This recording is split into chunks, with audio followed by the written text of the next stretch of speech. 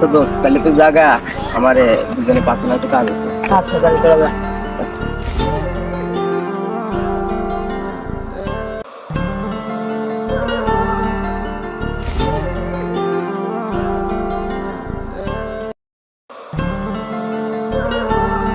তখন নাকি বলতে চাইলি, এখন বল।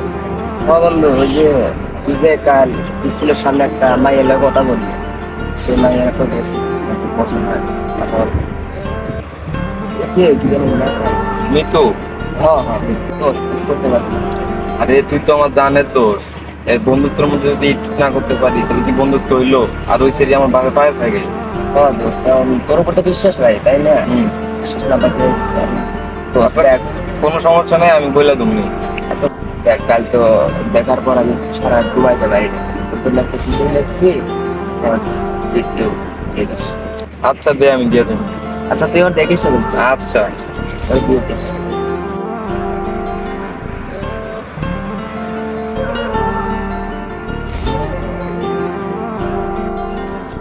ঠিক আছে দোস্ত, সমস্যা নেই। একটু আগে ভালোই তো আছিস?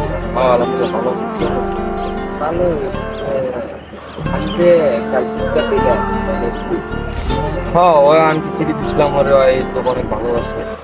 ভাই শুনবি? তাহলে আসতে আর বেশি দিন কষ্ট করা লাগবে না তো। কেন? এটা কি?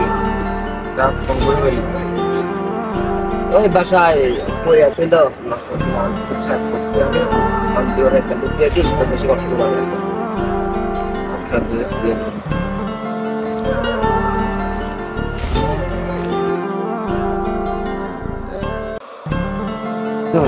তুই তো আমার ফোন দিল না। জানি না রে দোস্ত। দোস্ত তুই যদি না যাস তাহলে কে জানবে বল? দেখ দোস্ত, আমি কিছু জানি না, আর আমি তোর মাঝখানে থাকতেও চাই না। দোস্ত তুই কিন্তু দিন দিন চেঞ্জ হয়ে যাচ্ছিস। দোস্ত ভালো থাক, আমি গেলাম।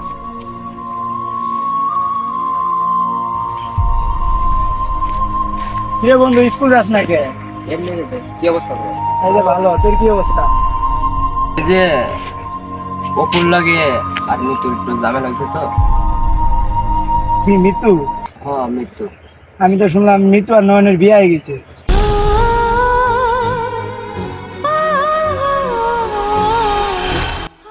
তাহলে মন খারাপ করিস না।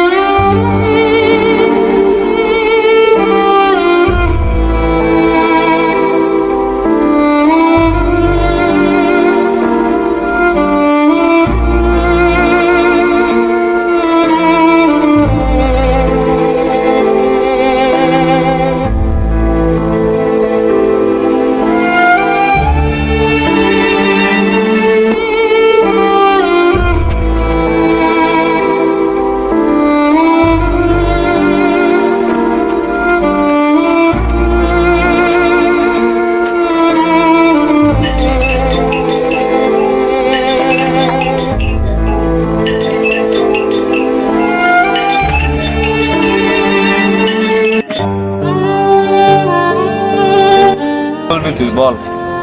আচ্ছা দোস্ত, তুই মৃত্যুরে কেমনে বিয়ে করলি? আমি মিতুকে পছন্দ করি, মিতু আমার পছন্দ করে, আর ওর বাপ মা আমাকে অনেক ভালোবাসে, এই জন্য আমি ওকে বিয়ে দেবো। বিয়ে করবি দোস্ত? তুই তোরা যেদিন আমি চিঠিটা দিলাম, তুই সেদিন আমার সবকিছু খুলে বলছি, তুই চলে যেতাম। তুই আমারও কষ্ট দিলি, আমার মনটা কষ্ট বুঝলাম না। সবকিছু তো বুঝলাম দোষ, কারণ মিতু আমারে বলছে